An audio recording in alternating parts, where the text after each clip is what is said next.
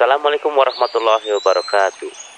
Di episode sebelumnya, Ustadz Abdullah Roy menjelaskan beberapa hal terkait adab salam. Insya Allah, di episode kali ini, Ana ingin bertanya kepada Ustadz. Nah, Ana ada pertanyaan Ustadz terkait dengan adab salam. Pertanyaannya, bagaimana sih dahulu para sahabat radhiyallahu ta'ala anhum mengamalkan adab salam? Begitu Ustadz.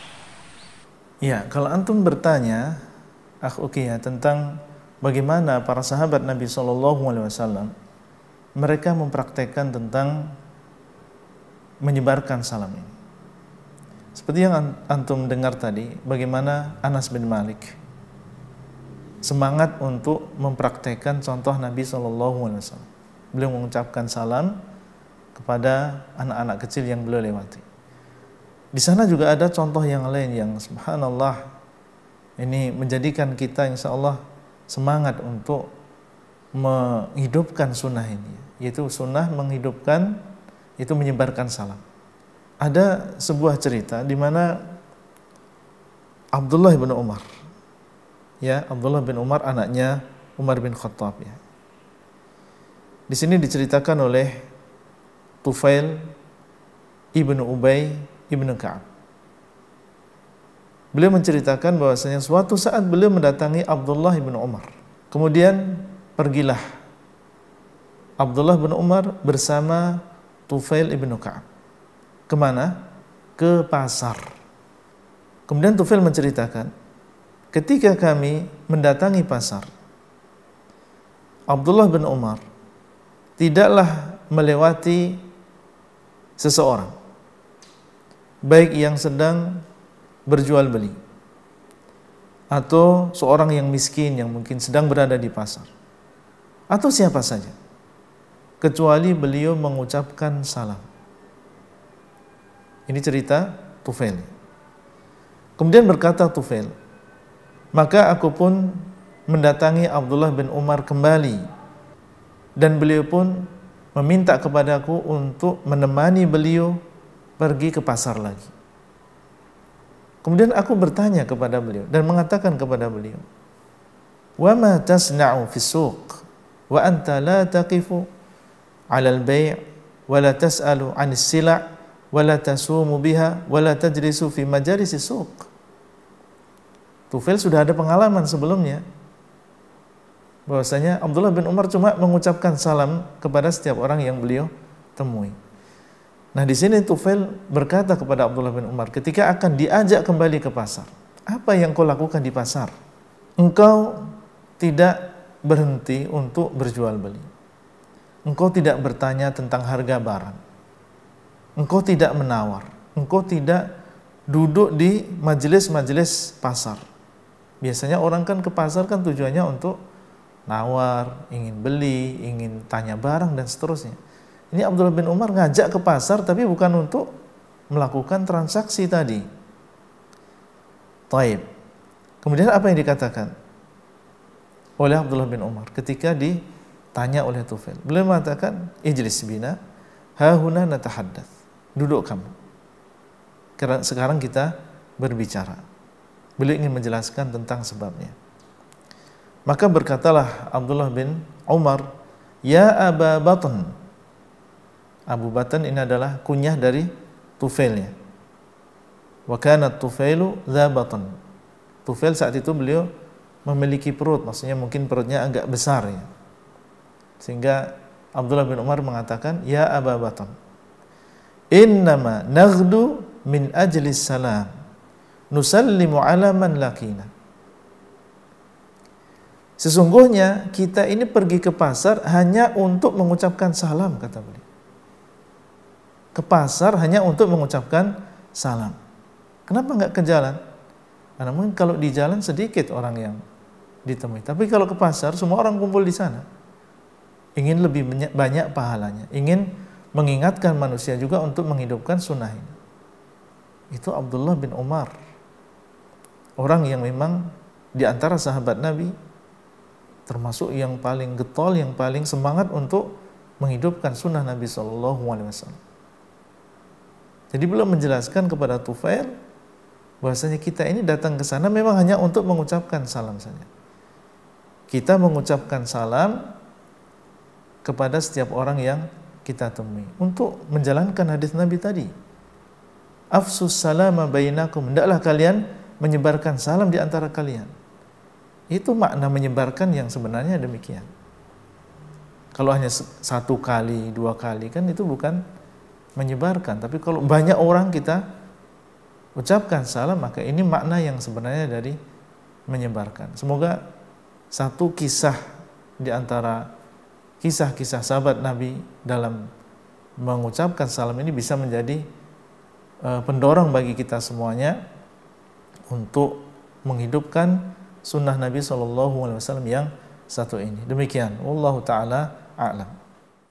Yang terakhir Ana minta nasihat Ustadz terkait dengan adab salam. Sekiranya apa amalan atau nasihat dari Ustadz yang insya Allah Ana bisa amalkan terkait dengan adab salam. Jazakallahu khairan. Baik, antum bertanya atau meminta nasihat. Apa yang harus Ana lakukan berkaitan dengan adab-adab salam ini? Ada dua poin yang Ana ingin sampaikan. Yang pertama, Uki, keikhlasan dalam mengucapkan salam. Ikhlas yaitu kita mengucapkan salam niatnya adalah lillah, karena Allah, bukan karena kita ria, ingin dikatakan orang yang soleh, ingin dikatakan orang yang baik. Tapi kita mengucapkan salam adalah lillah, karena Allah. Bagaimana maksudnya? Lillah maksudnya adalah kita ingin mengharapkan pahala dari Allah. Kita ingin masuk ke dalam surga, sebagaimana yang dikabarkan oleh Nabi SAW tadi. Tujuan kita adalah ingin mendapatkan pahala seperti yang disebutkan oleh Nabi. Dapat 10 atau 20 atau dapat 30. Itu yang kita inginkan. Sehingga apa yang kita lakukan, mengucapkan salam untuk orang tua, kepada istri kita, kepada anak kita, ini mendapatkan pahala dari Allah SWT. Kita tahu bahwasanya di antara syarat diterimanya amal soleh itu apa? Harus ikhlas. Mengucapkan salam juga termasuk amal soleh yang harus kita lakukan dengan ikhlas. Semakin kita mengistihdhar, yaitu menghadirkan harapan untuk mendapatkan pahala ketika mengucapkan salam, tentunya ini semakin besar nilai pahalanya di sisi Allah. Itu yang pertama. Kemudian yang kedua, nasihat ana adalah kita berusaha untuk memahami makna dari salam yang kita ucapkan, supaya benar-benar kita meresapi ketika mengucapkan salam tersebut. Assalamu artinya adalah keselamatan. Antum mendoakan kepada orang lain supaya dia mendapatkan keselamatan. Selamat dalam masalah apa? Selamat dalam atau dari musibah dunia maupun musibah agama. Antum mengatakan assalamualaikum, semoga keselamatan atasmu. Semoga Allah menyelamatkan kamu dari berbagai musibah. Musibah yang menimpa fisik, musibah yang menimpa harta, musibah yang menimpa pekerjaan. Termasuk diantaranya adalah musibah yang berkaitan dengan agama. Supaya orang tadi, kalau memang dia sudah istiqamah, semoga ditetapkan di atas agama, selamat dari penyimpangan. Kalau memang dia belum istiqamah, maka semoga dia mendapatkan hidayah, selamat dari kesyirikan, selamat dari bid'ah, selamat dari maksiat. Ini makna yang dalam dari kalimat assalamualaikum. Ditambah lagi warahmatullah, rahmat Allah atasmu, kasih sayang Allah. Dan kasih sayang Allah baik yang berkaitan dengan dunia, diluaskan rezekinya, diberikan anak-anak yang soleh, diberikan istri yang salihah, dimudahkan urusannya. Ini adalah rahmat Allah. Demikian pula rahmat yang berkaitan dengan agama, diberikan hidayah. Ini adalah bagian dari rahmat Allah.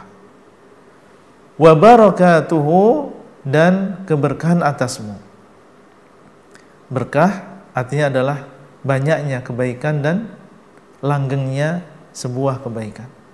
Artinya keselamatan tadi, rahmat tadi itu bukan hanya sementara atau sebentar saja, tapi dia menjadi keselamatan yang banyak, rahmat yang banyak yang dirasakan oleh seseorang dalam waktu yang lama. Bukankah ini adalah makna-makna yang agung yang kalau kita memahaminya, kita berkeinginan kalau semua orang mengucapkan salam kepada kita. Dan mereka mengucapkan salam itu dengan ikhlas, dengan memahami maknanya. Dan kita tahu bahwasanya doa itu diterima oleh Allah atau tidak diterima oleh Allah dari hati yang lalai. Allah tidak menerima doa dari hati yang lalai.